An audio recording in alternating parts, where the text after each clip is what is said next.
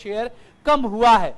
अलाउद्दीन, फिलहाल आपको रोकना चाहूंगी। सीएम योगी क्या कुछ कह रहे हैं, आपको सीधा सुनवाते हैं। और ये सीएम योगी आदित्यनाथ को तस्वीरों के जरिए आप सीधा लाइव देख सकते हैं। छात्रों को टैबलेट बांट रहे हैं सीएम योगी और आज ये कार्यक्रम यहां पर रखा गया है। बड़ा तोहफा छात्रों को मिल रहा है और सीएम योगी आदित्यनाथ टैबलेट और मोबाइल फोन आज जो है बांट रहे हैं। इंजीनियरिंग संकाय भवन का शिलान्यास भी सीएम योगी आदित्यनाथ ने किया है। छात्रों को टैबलेट और साथ ही मोबाइल फोन बांटे जा रहे हैं, जिसका पहले ही ऐलान कर दिया गया था।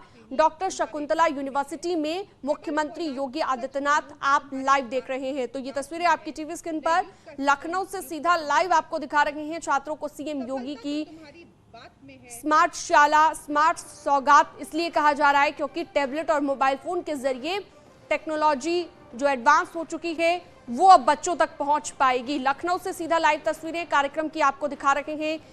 छात्रों को सीएम योगी आदित्यनाथ की ये स्मार्ट सौगात हम कह सकते हैं, क्योंकि पहले से ज्यादा जो है स्टडीज को स्मार्ट बनाने की कोशिश उत्तर प्रदेश सरकार कर रही है और इसी कड़ी में टैबलेट और स्मार्टफोन बांटे गए हैं बच्चों को।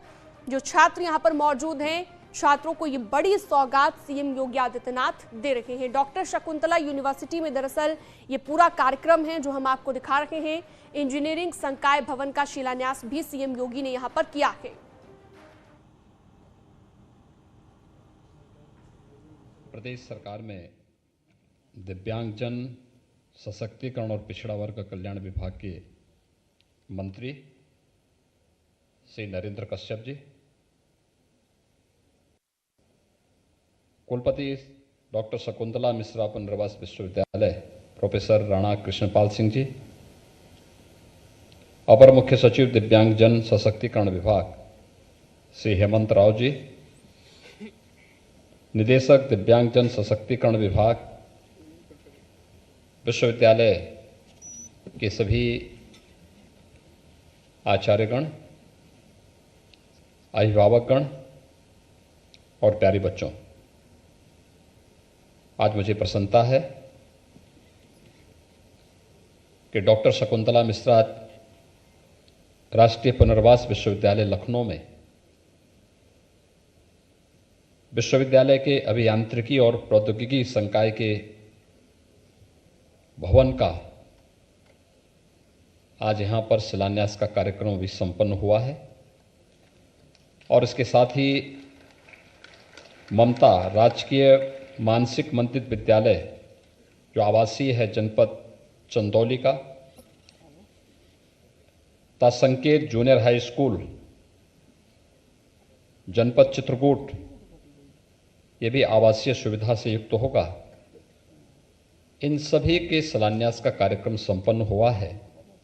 मैं इसके लिए डॉक्टर शकुंतला मिश्रा राष्ट्रीय पुनर्वास विश्वविद्यालय से जुड़े हुए आप सभी छात्र छात्राओं को और चंदौली तथा चित्रकूट में निर्मित होने वाले इन दोनों संस्थाओं के जुड़ने वाले उन सभी बच्चों के प्रति मैं हृदय से बधाई देता हूं। आप सबके प्रति अपनी शुभकामनाएं देता हूं।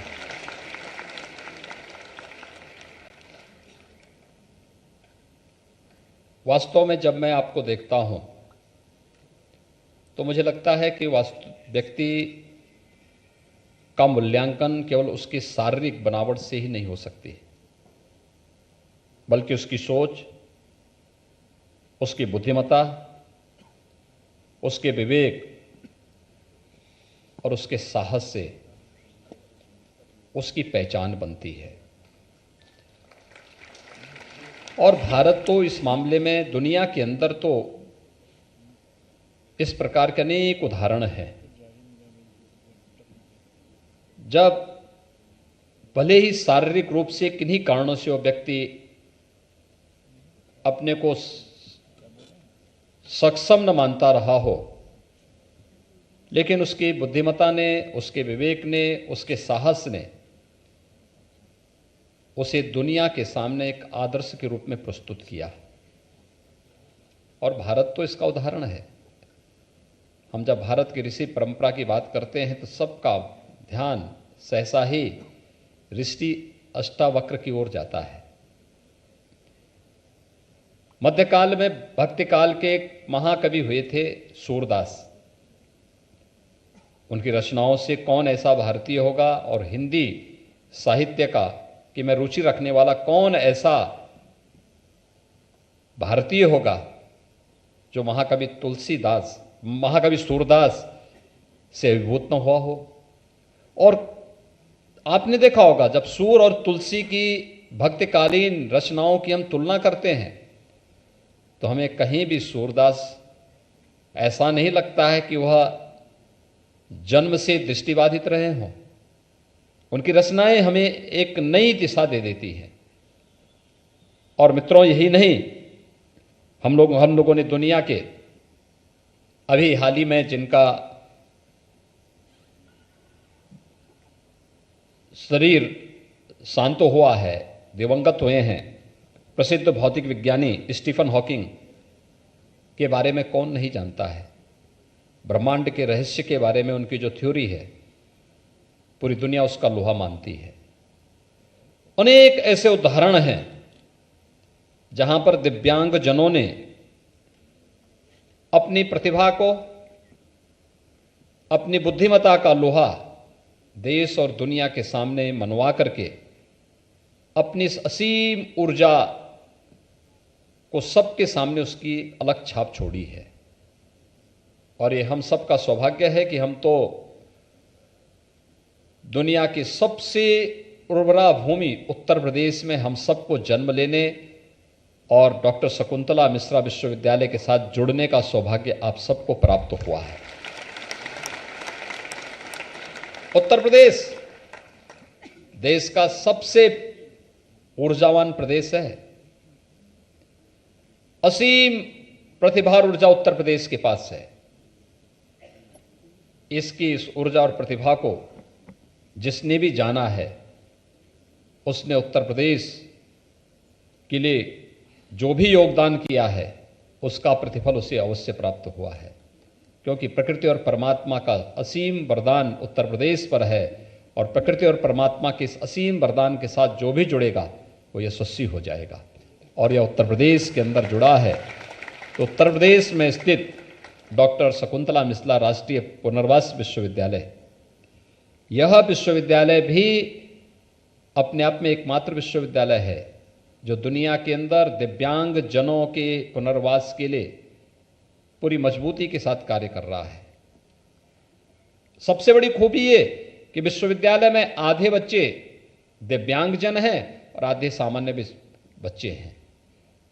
दोनों आपस में एक साथ मिलकर के जब कार्य करते हैं, एक बेहतर समन्वय और संवाद, एक दूसरे की ऊर्जा का स्मरण और स्पंदन विश्वविद्यालय को एक नई ऊंचाई की ओर लेके जा रहा है। और अब तो विश्वविद्यालय के पास अपना स्वयं का अभियांत्रिकी और प्रौद्योगिकी संकाय भी स्थापित होने जा रहा है। मैं इसके लिए विश्वविद्यालय परिवार को हृदय से बधाई देता हूं। और जो भी इस विश्वविद्यालय के इस संकाय के साथ जुड़ेंगे उन सब का मैं अभी से अभिनंदन भी करता हूं। आज यहां पर और भी तमाम कार्यक्रम प्रारंभ होने जा रहे हैं। टैबलेट और स्मार्टफोन वितरण की एक अभिनव योजना हमारी सरकार ने विगत वर्ष ही प्रारंभ की थी। यानी अभी इस योजना को प्रारंभ हुए 6 महीने भी नहीं हुए हैं और आज हम 800 से अधिक बच्चों को अकेले डॉक्टर शकुंतला मिश्रा पुनर्वास विश्वविद्यालय में ही ये टैबलेट और स्मार्टफोन का वितरण करने जा रहे हैं। और मुझे बताते हुए प्रसन्नता है कि अकेले लखनऊ में अब तक हम लोगों ने 1,06,151 स्मार्टफोन और टैबलेट उपलब्ध करवाए हैं, जिसमें से जो वितरित हुए हैं स्मार्टफोन 44,720 वितरित हो चुके हैं और टैबलेट 31,029 अब तक वितरित किए जा चुके हैं। और आज अकेले इस विश्वविद्यालय में 868 बच्चों को ये सुविधा यहाँ पर उपलब्ध हो रही है, जिसमें 858 को यहाँ पर वितरित हो रहा है। 58 को हम लोगों ने एकाना विश्वविद्यालय में जब इस कार्यक्रम का शुभारंभ किया था उस समय इस विश्वविद्यालय से भी 10 बच्चों को ये सुविधा वहाँ पर उपलब्ध करवाई गई थी। प्रधानमंत्री जी की उस मंशा को, डिजिटल इंडिया की इस मंशा को पूरा करने के उद्देश्य से हम लोग इस कार्यक्रम के साथ जुड़े हैं। और हम लोगों ने इस सदी की सबसे बड़ी महामारी कोरोना के दौरान इस समस्या को देखा था, बहुत नजदीक से महसूस किया। इससे प्रभावित कोई एक क्षेत्र हुआ है तो क्षेत्र शिक्षा का हर एक क्षेत्र पर प्रभाव पड़ा। बहुत सारे लोगों ने अपने प्रियजनों को खोया है, बहुत कुछ अर्थव्यवस्था पर इसका असर, बुरा असर भी पड़ा। लेकिन जो सर्वाधिक प्रभावित क्षेत्रों में से एक था, उसमें से शिक्षा का क्षेत्र भी सर्वाधिक प्रभावित हुआ। स्कूली शिक्षा प्रभावित हुई, कॉलेजेस की शिक्षा प्रभावित हुई, तकनीकी शिक्षा प्रभावित हुई, प्रैक्टिकल्स नहीं हो पा रहे थे। और उन स्थितियों में हम लोगों ने प्रारंभ में व्यवस्था की ऑनलाइन एजुकेशन हो। लेकिन कितने बच्चे ऐसे हैं जिनके पास स्मार्टफोन खरीदने की क्षमता नहीं थी, टैबलेट खरीदने की क्षमता नहीं थी। और उस दिशा से शासन ने तय किया कि हम प्रदेश के 1 करोड़ बच्चों को स्मार्टफोन और टैबलेट उपलब्ध कराएंगे। और उसी क्रम में उत्तर प्रदेश के अंदर युद्ध स्तर पर यह कार्य प्रारंभ हुआ, जिसमें लखनऊ जनपद के अंदर ही अब तक हम लोग 1,06,151 टैबलेट और स्मार्टफोन जनपद को उपलब्ध करवा चुके हैं। एक बड़ी योजना है, प्रधानमंत्री जी की डिजिटल इंडिया के सपने को साकार करने का एक अभियान है। और उस अभियान के साथ जुड़ते हुए मुझे प्रसन्नता की अनुभूति हो रही है। पूरी दुनिया इस स्मार्टफोन के पास जिस प्रकार के कार्यक्रम के साथ हम इसको जोड़ने जा रहे हैं, अच्छी अच्छी संस्थाओं को हम इसके साथ जोड़ेंगे। हमारे युवाओं की जेब में और उनके हाथ में पूरी दुनिया होगी और स्मार्टफोन में उनके पास हर प्रकार के पाठ्यक्रम उनके पास कैद होंगे, उनको उससे जुड़ने का अवसर प्राप्त होगा। इस दिशा से मैं आज डॉक्टर शकुंतला मिश्रा राष्ट्रीय पुनर्वास विश्वविद्यालय से जुड़े हुए इन सभी बच्चों को, जिन्हें आज इस सुविधा प्राप्त हो रही है, इसके लिए मैं हृदय से बधाई देता हूं, अपनी शुभकामनाएं देता हूं। मुझे विश्वास है कि विश्वविद्यालय प्रदेश सरकार के आईटी एंड इलेक्ट्रॉनिक्स विभाग के साथ जुड़कर के, औद्योगिक विकास विभाग के साथ जुड़कर के उन नए प्रोग्राम के साथ इन बच्चों को जोड़ने का कार्य कर सकेगा, जिसमें ऑनलाइन एजुकेशन के साथ साथ इन बच्चों को किसी परीक्षा की तैयारी के लिए ऑनलाइन प्रिपरेशन की तैयारी भी करनी होगी, तो वह भी सुविधा इनको इसमें उपलब्ध हो सके। और साथ साथ अगर कोरोना जैसी महामारी बनी रहती है तो हम लोग ऑनलाइन एग्जामिनेशन के लिए भी इन बच्चों को इसके साथ जोड़ सकें, उस प्रकार का सॉफ्टवेयर हम विकसित कर सकें। हमें समय के अनुरूप चलना होगा, समय के अनुरूप चलने की तैयारी करनी होगी। और समय के अनुरूप जो भी चलता है वह हमेशा अग्रणी भूमिका में अपनी एक नई पहचान बनाता है। हमें पीछे की पंक्ति पर रह करके नहीं, हमें एक अपने अपने क्षेत्र में नेतृत्वकर्ता के रूप में आगे बढ़ना होगा। और आगे बढ़ने के लिए सदैव अपने आप को तैयार करना होगा, अपने मन की हीन भावना को त्यागना होगा, यह मानना होगा हम इस कार्य को कर सकते हैं, मैं करूंगा, इस विश्वास के साथ आगे बढ़ना होगा। और आप देखेंगे आपके मार्ग में जो सूल हैं वे सूल आपको फूल बनते हुए नजर आएंगे। और याद रखना, जब भी आप चुनौती को स्वीकार करते हुए आगे बढ़ेंगे, वे सामान्य बच्चे हों या दिव्यांग बच्चे हों, उनके सामने चुनौती नहीं रहेगी।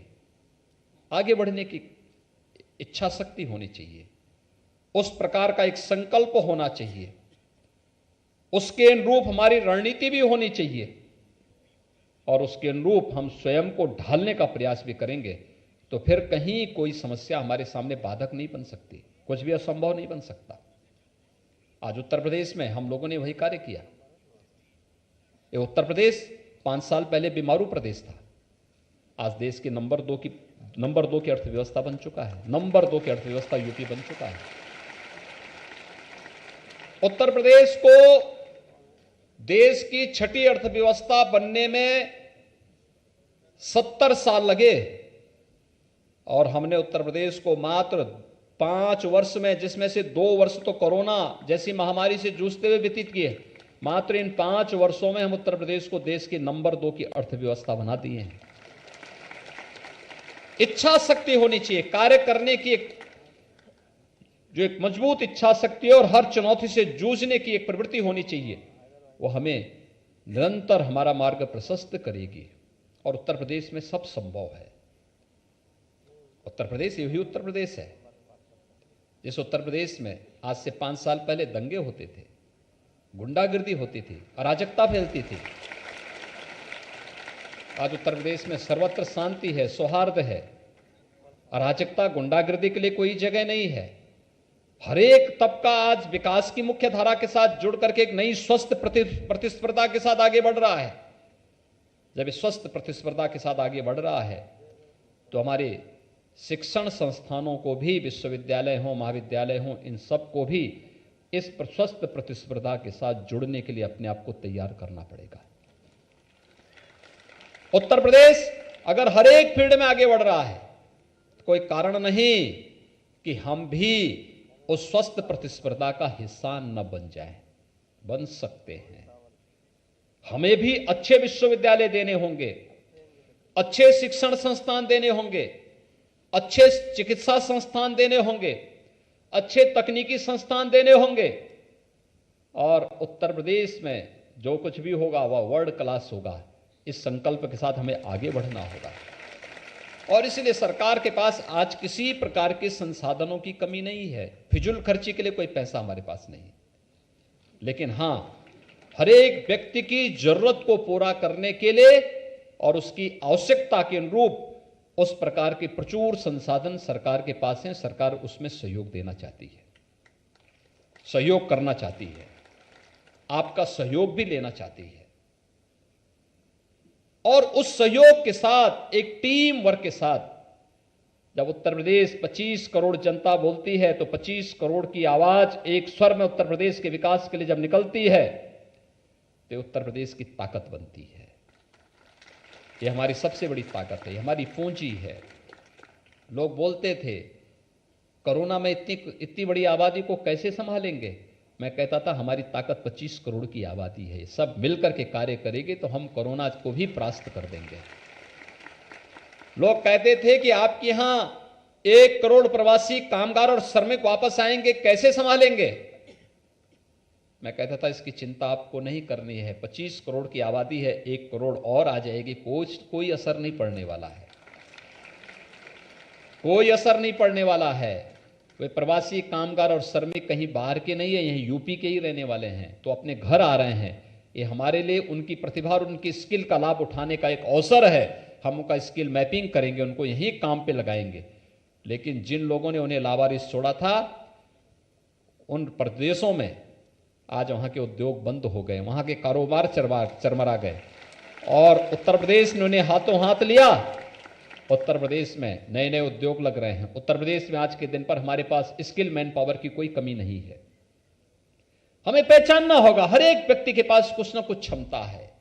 अयोग्यो पुरुषो नास्ति, यही तो हमारा शास्त्र कहता है। कुछ भी अयोग्य नहीं है, हर एक के अंदर कुछ ना कुछ गुण जरूर है, और उस गुण को कैसे आगे बढ़ाना है, उसका उपयोग कैसे करना है, ये हमारी संस्थाओं को करना होगा। और इस दृष्टि से आज मुझे आपके बीच में यहां पर आकर के प्रसन्नता हुई। प्रदेश सरकार ने जो पिछले 5 वर्ष के दौरान कुछ कार्य किए, खासतौर पर एक हम आभारी हैं प्रधानमंत्री मोदी जी के, जिन्होंने विकलांग की जगह दिव्यांग शब्द दिया, और दिव्यांग जन शब्द ने आपको दिव्य ऊर्जा का एक नया स्रोत माना है। आपके पास एक दिव्य शक्ति है जो आपको आगे बढ़ने के लिए प्रेरित करती है, और उस दिव्यांग शब्द को जोड़ करके आपके आत्म मनोबल को और आत्म सम्मान को बढ़ाने का काम प्रधानमंत्री मोदी जी ने किया है। दूसरा, 2017 में जब हम लोग आए थे, प्रदेश में दिव्यांग जनों को मिलने वाली पेंशन की राशि कुल 300 रुपया थी। उस समय हमारे आर्थिक स्थिति राज्य की अच्छी नहीं थी। हमने उसे पहले बढ़ा करके 500 रुपया किया, और अभी दिसंबर में हमने इस राशि को बढ़ा करके 1,000 रुपया प्रति माह यानी 12,000 रुपये सालाना करने की व्यवस्था कर दी।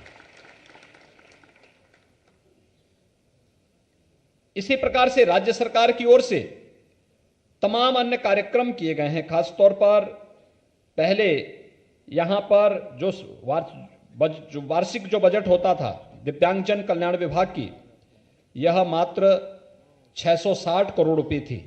हमने इसको बढ़ा करके 1150 करोड़ रुपए से अधिक का करके इसमें तमाम अन्य संभावनाओं को आगे बढ़ाने का कार्य किया है। इसी प्रकार से प्रदेश के अंदर जो पेंशन की राशि पहले दिव्यांगजनों को प्राप्त होती थी, मात्र 8,75,000 दिव्यांगजनों को इस सुविधा मिलती थी। आज मुझे बताते हुए प्रसन्नता है कि 11,26,000 से अधिक दिव्यांगजनों को इस पेंशन की सुविधा का लाभ, जिसमें 12,000 रुपये सालाना हम राज्य सरकार से दे रहे हैं, उन्हें इस सुविधा का लाभ भी हम उपलब्ध करवा रहे हैं। ऐसे ही कुष्ठावस्था पेंशन की योजना में भी पहले मात्र 4,765 इनकी संख्या थी, आज हम 11,584 ऐसे नए लोगों को इस सुविधा का लाभ उपलब्ध करवा रहे हैं। कृत्रिम अंग उपकरण में भी दिव्यांगजनों को अधिकतम अनुदान पहले 8,000 रुपये दिया जाता था, इस समय हम लोग उसे 10,000 रुपया उपलब्ध करवा रहे हैं और साथ साथ कृत्रिम अंग भी देने की एक व्यवस्था, सहायक उपकरण, कृत्रिम अंग उपकरण देने की व्यवस्था भी हम इसके साथ कर रहे हैं। हम लोगों ने 21-22 में यानी पिछले 5 वर्ष में 17-18 से 21-22 तक 2,56,165 दिव्यांगजनों को कृत्रिम अंग उपकरण भी वितरण करने के कार्य राज्य सरकार की ओर से किए गए। दिव्यांगजनों को परिवहन निगम की बसेज में मुफ्त में बस की सुविधा भी देने का कार्य राज्य सरकार ने किया था, जबकि इससे पहले सुविधा नहीं उपलब्ध हो पाती थी। इसी प्रकार से राज्य स्तरीय पुरस्कार की श्रेणी में जो 3 श्रेणी में पुरस्कार दिए जाते थे, हम लोगों ने इसे 12 श्रेणी में 30 उप श्रेणी के साथ सृजित करते हुए इस पुरस्कार को भी बढ़ाया है और इसमें मिलने वाली 5,000 की राशि को बढ़ा करके 25,000 रुपये भी इसमें दिव्यांगजनों के प्रोत्साहन के लिए किया है। ऐसे ही शल्य चिकित्सा के लिए भी कॉन्क्लियर जो इम्प्लांट की व्यवस्था थी, लाभार्थी को 6 लाख रुपए इसको हम लोगों ने उपलब्ध कराया और इसमें भी अब तक हम लोग प्रदेश में पिछले 5 वर्ष के दौरान 1,538 करेक्टिव सर्जरी और 234 जो श्रवण बाधित बच्चे थे उनके लिए कॉन्क्लियर इम्प्लांट सर्जरी की भी व्यवस्था हम लोगों ने राज्य सरकार की धनराशि से उपलब्ध करवा करके उन्हें ये सुविधा उपलब्ध करवाई है। मोटराइज्ड ट्राईसाइकिल, अभी आपको बताया गया कि हर संसदीय क्षेत्र में 100 मोटराइज्ड ट्राईसाइकिल भी उपलब्ध करवाने का कार्य कर रहे हैं और यही कारण है कि देश में दिव्यांगजनों के अधिकारों को लेकर के प्रदेश यानी देश का प्रथम पुरस्कार भी इस देश से उत्तर प्रदेश को प्राप्त हुआ है, क्योंकि राज्य सरकार ने इस दिशा में कार्य प्रारंभ किया। तमाम अन्य कार्यक्रम यहाँ पर प्रारंभ हुए हैं, जैसे राजकीय ब्रेल प्रेस की उत्कृष्ट जो ब्रेल प्रेस का राष्ट्रीय पुरस्कार उत्तर प्रदेश को प्राप्त हुआ। लखनऊ को पुनर्वास योजना के प्रभावी ढंग से संचालन करने के लिए उत्कृष्ट जनपद का राष्ट्रीय पुरस्कार भी प्राप्त हुआ।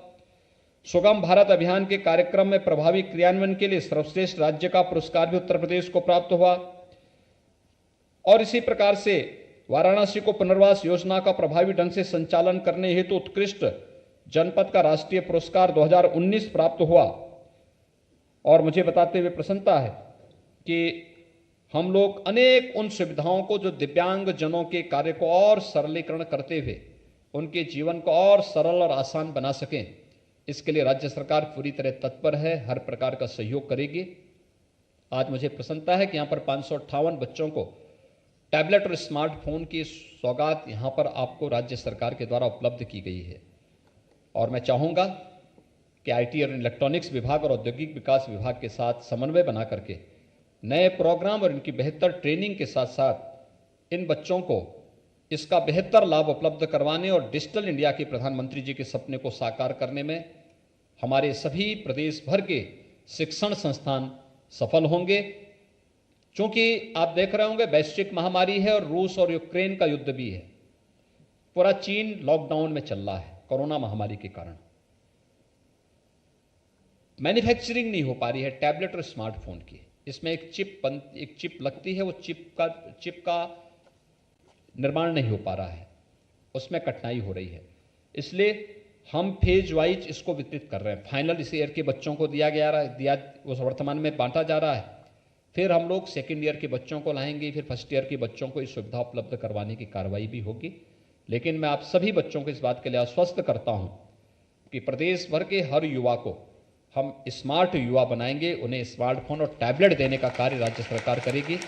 एक बार फिर से मैं आज के इस अवसर पर जिन बच्चों को टैबलेट और स्मार्टफोन उपलब्ध हुआ है, उन सबको हृदय से मैं बधाई देता हूं, अपनी शुभकामनाएं देता हूं, और वे सभी लोग इस टैबलेट स्मार्टफोन का बेहतर उपयोग अपने पाठ्यक्रम के साथ साथ अपने प्रिपरेशन और एग्जामिनेशन की तैयारी के लिए इसका उपयोग करेंगे। दूसरा, मुझे विश्वास है कि आप सभी लोग जो ये सुविधा आपको प्राप्त हो रही है, जिन बच्चों को अभी प्राप्त नहीं हुआ है, थोड़ा इंतजार करेंगे, लेकिन उनको भी ये सुविधा हम बहुत शीघ्र उपलब्ध करवाएंगे। और यहाँ पर आज जो अभियांत्रिकी और प्रौद्योगिकी संकाय का शिलान्यास का कार्यक्रम संपन्न हुआ है। चंदौली और चित्रकूट में 2 नई संस्थाएं, हम आवासीय संस्थाएं बना रहे हैं। इन सभी को समयबद्ध ढंग से विभाग आगे बढ़ाने का कार्य करेगा और विश्वविद्यालय आगे बढ़ाएगा, जिससे इसका लाभ प्रदेश के हमारे दिव्यांगजन ले सकेंगे। इस विश्वास के साथ मैं आप सबके प्रति अपनी शुभकामनाएं देता हूं। धन्यवाद। जय हिंद। सीएम के छात्रों को स्मार्ट सौगात, टैबलेट और स्मार्टफोन बांटे गए हैं। और इसके अलावा उन्होंने बहुत सारी बात की। कोरोना में स्कूल और कॉलेजेस बंद थे, उसका भी जिक्र किया। उन्होंने कहा कि सिर्फ ऑनलाइन क्लासेस हो रही थी। उत्तर प्रदेश में देश दूसरे नंबर पर अर्थव्यवस्था है। सिर्फ 5 साल में हमने लक्ष्य हासिल किया है। तो चाहे प्रदेश के विकास की बात की जाए या बच्चों की पढ़ाई लिखाई की बात की जाए, हर बातें आज सीएम ने अपने इस मंच से कही।